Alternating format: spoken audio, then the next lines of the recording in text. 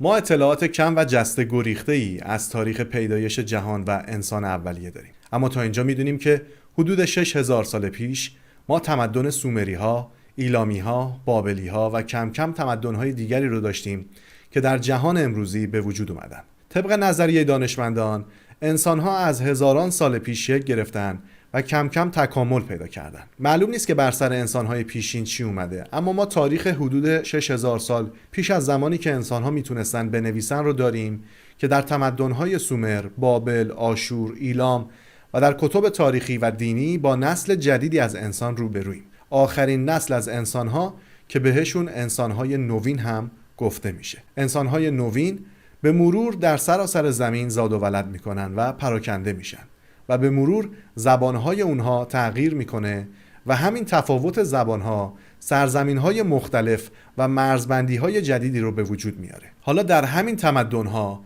پادشاهان مختلفی روی کار اومدن، بر سرزمینهای مختلفی فرمان روایی کردند و کشورگشایی کردند و در نهایت خودشون هم یا در مرگ طبیعی یا در جنگ یا در اختلافات خانوادگی از بین رفتن.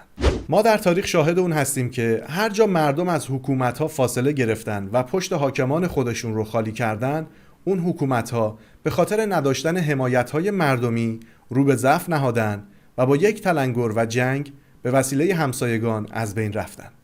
اتفاقی که از زمان پیدایش انسان‌ها تا به امروز بارها و بارها رخ داده. حاکمان کم کم از احساس نیاز ذاتی قومشون به پرستش استفاده کردن و فهمیدن که دین میتونه عامل اتحاد مردمانشون بشه و این اتحاد میتونه امتیاز خیلی بزرگی برای دوام سلطنتشون داشته باشه. برای همین ما شاهد هستیم که به مرور زمان ادیان مختلفی در جهان به وجود میان. حاکمان مختلف هر کدوم خدای خودشون رو ترویج میکردن. حتی اکثر حاکمان برای مشروعیت دادن به حکومتشون و همینطور مطیع کردن عامه مردم خودشون رو خدا مینامیدن. به مردم میگفتن ما خداییم و خدا به ما این قدرت رو داده، پس هر کس مطیع نباشه با خشم خدا یعنی خشم ما روبرو میشه. در همین تمدن‌های باستان ما ایرانیانی رو داریم که در زمان اشکانیان و ساسانیان میتراپرست و زرتشت و یکتاپرست بودن، به نحوی که این آیین‌ها همزمان با کشورگشایی‌ها در سرزمین‌های دیگه نفوذ میکنن و مردمان زیادی پیرو اونها میشن. در این برنامه میخوایم به شکل‌گیری جنگ‌های صلیبی و نتیجه اون بپردازیم. شاید امروز از خودتون بپرسین که چرا با وجود اینکه در آموزه‌های عیسی مسیح فقط صحبت از محبت و صلح، این جنگ‌ها اتفاق افتاده. پس با ما همراه باشید.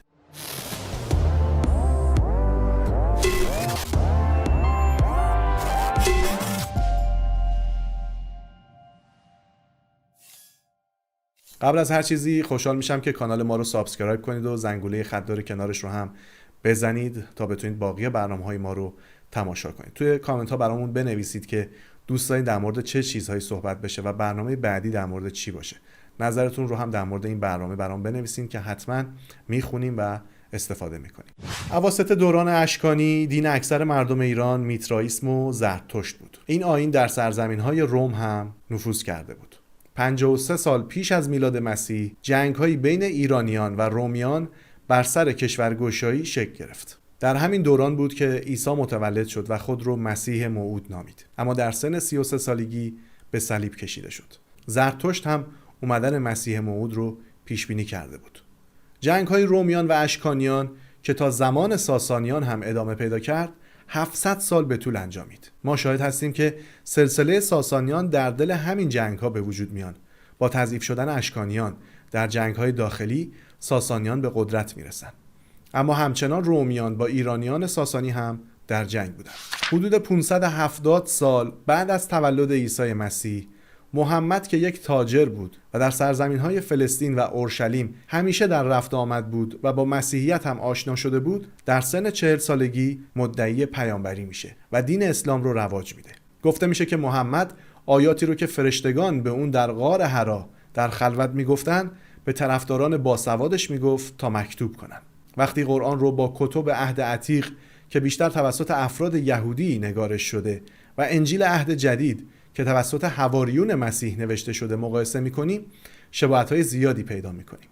اما تفاوت‌های اساسی هم میشه پیدا کرد. برای همین تفاوت‌های اساسی در قرآن مسیحیان دین اسلام رو یک دین جعلی و کپی شده از عهد عتیق میدونن و از طرفی هم مسلمان‌ها عیسی رو به عنوان آخرین فرستاده و پیامبر قبول ندارن و تثلیث رو هم درک نمی‌کنن. عرب‌ها به واسطه دین اسلام با هم کم کم متحد شدن. بعد از فوت پیامبر اسلام همزمان با جنگ‌های ساسانیان و رومیان که از زمان اشکانیان ادامه داشت و سالها به طول انجامیده بود، دو طرف ساسانی و رومی ضعیف شده بودند. مسلمان‌ها از این فرصت استفاده می‌کنند و در زمان خلافت راشدین که شامل ابوبکر، عمر و عثمان میشد، به رومیان در شام در سال 633 میلادی حمله می‌کنند. سپس فلسطین و سرزمین موعود اورشلیم رو می‌گیرند. سرزمینی که عیسی مسیح زمانی در این منطقه مردم رو بشارت میداد و از خبر خوش میگفت. مردم یهودی بیت المقدس هم از ترس کشته شدن تسلیم میشن. در طول حدود 400 سال مسلمانان مصر، شبه جزیره عربستان، ایران، عراق، سوریه، لبنان، لیبی، ارمنستان، آذربایجان، اردن و حتی شمال آفریقا تا اسپانیا رو به زیر سلطه خودشون میکشن. این جنگ‌های ایران و روم بود که سرانجام راه رو برای فتوحات مسلمان‌ها هموار کرد و منجر به سقوط شاهنشاهی ایران و کاهش شدید مساحت امپراتوری روم شد. و رومیان هرگز هم نتونستند مانند قبل به عنوان یک قدرت بزرگ در منطقه تاثیرگذار باشند. سرزمین‌هایی که پیش از این زیر سلطه رومی‌ها و ایرانی‌ها بود، حالا به دست مسلمانان افتاده بود. عرب‌های مسلمان که حالا به واسطه دین اسلام متحد شده بودند، حدود 400 سال در این سرزمین‌ها حضور داشتند. مردمان این مناطق بخشی عرب، بخشی رومی و بخشی پارسی بودند. اما پس از اسلام ترکیب جمعیتی این دیار به سود اعراب چرخید و فرهنگ و زبان عربی در این مناطق غالب شد.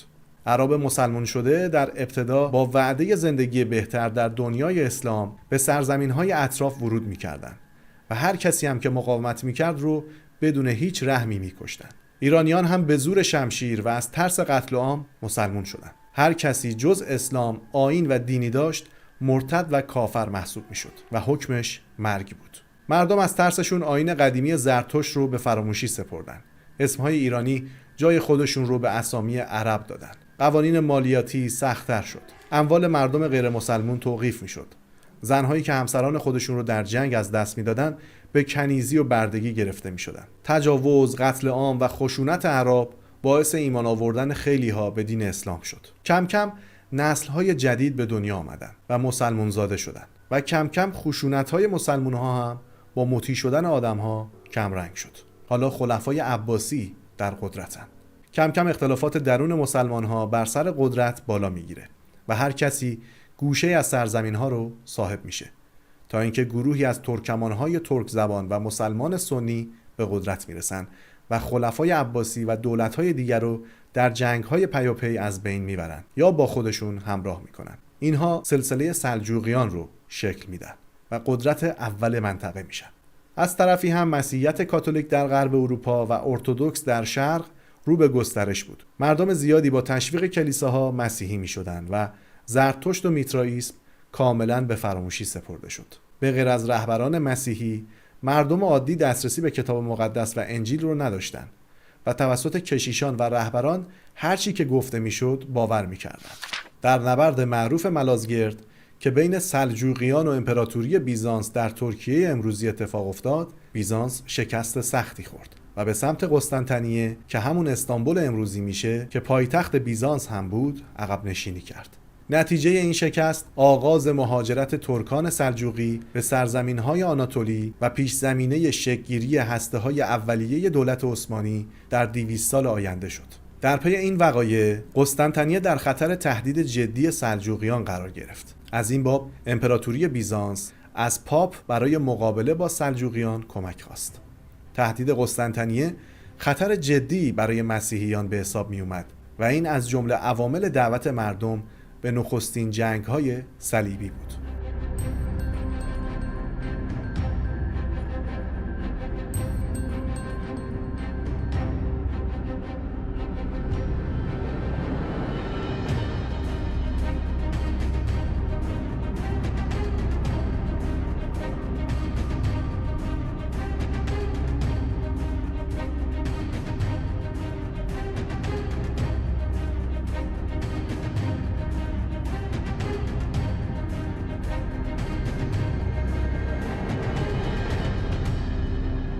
علاوه بر این خشکسالی و قحطی موجب فقر بخشایی از مردم اروپا شده بود. موضع‌گران مشرق زمین رو برای مردم پر از نعمت و آبادانی ترسیم می‌کردند و به مردم القا می‌کردند که اگه این سرزمین‌ها رو پس بگیریم از فقر و فلاکت رهایی پیدا می‌کنیم و این از جمله عوامل استقبال بسیاری از مردم فقیر به این جنگ‌ها بود، حتی اونها که به هیچ دین و آیینی اعتقاد نداشتند.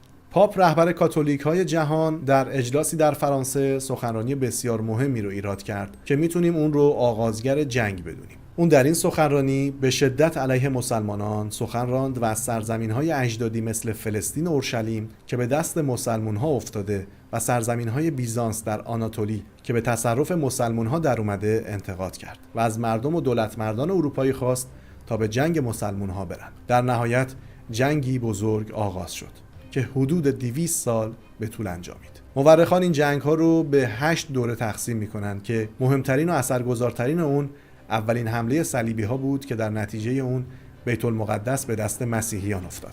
بیت المقدس و سرزمین‌های اجدادی یهودیان و مسیحیان 83 سال در اختیار مسیحیان باقی موند تا اینکه صلاح الدین ایوبی در سال 1202 میلادی با جمع‌آوری و سازماندهی نیروهای مسلمون تونست اونجا رو مجدداً به دست بیاره. اما این پایان جنگ نبود. میلیون‌ها انسان کشته شده بودند و صلیبیون هم در نهایت موفقیت‌های خاصی در جنگ نداشتند. کم کم معترضانی مسیحی در اروپا مانند مارتین لوتر به اعتراض پرداختند و شاخه جدید به نام پروتستان‌ها شکل گرفتند که کارهای رهبران کاتولیک رو زیر سوال بردند. با شکست بیزانس در قسطنطنیه و شکل‌گیری دولت عثمانی و اعتراضات مردم، تمایل برای جنگیدن کمرنگ شد. اما هرگز این جنگ پایان نیافت، بلکه حتی تا امروز هم ادامه داره. شاید امروزه از خودمون بپرسیم که چرا با وجود اینکه در آموزه‌های عیسی مسیح فقط صحبت از صلح و محبت است، چرا جنگ‌های صلیبی به راه افتادن؟ جواب ساده است. در اون زمان به غیر از پاپ و افراد وابسته به اون، مردم عادی دسترسی به کتاب مقدس نداشتن و این تابو زمانی شکست که مارتین لوتر عهد جدید رو به زبان آلمانی ترجمه کرد و در اختیار عموم مردم قرار داد و آغازگر نهضت پروتستان شد که البته بعد از جنگ‌های صلیبی هم رخ داد.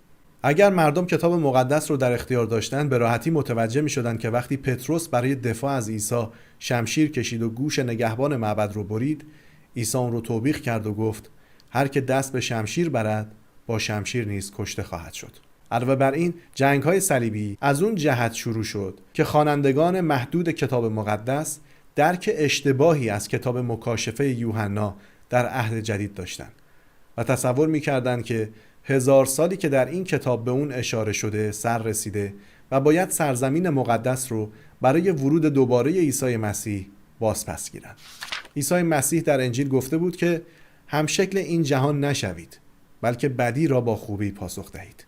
یا در جای دیگه میگه باجگیران نیز دوستان خود را سلام و محبت میکنن، اما شما دشمنان خود را محبت کنید. در نهایت تمامی این جنگ ها که امروزه هیچ مسیحی راستینی به اونها افتخار نمیکنه بلکه شرمگین میشه، از این جهت روی داد که کتاب مقدس درست درک نشد.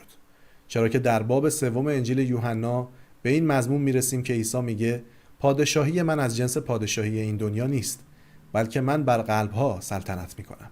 خوبیه در دست قرار گرفتن کتاب مقدس در اختیار عام اینه که دیگه هیچ کشور و حکومتی نمیتونه به اسم مسیح وارد جنگ بشه، بلکه از واژه حقوق بشر و غیره استفاده میکنه. بریم و فیلم این هفته رو با هم ببینیم. It's a few months worth of cleanups on aisle 4 to pay off a DUI impound. What can I get for you, miss? I got beef. You only need one to be grateful. Oh, why? Too late. Life.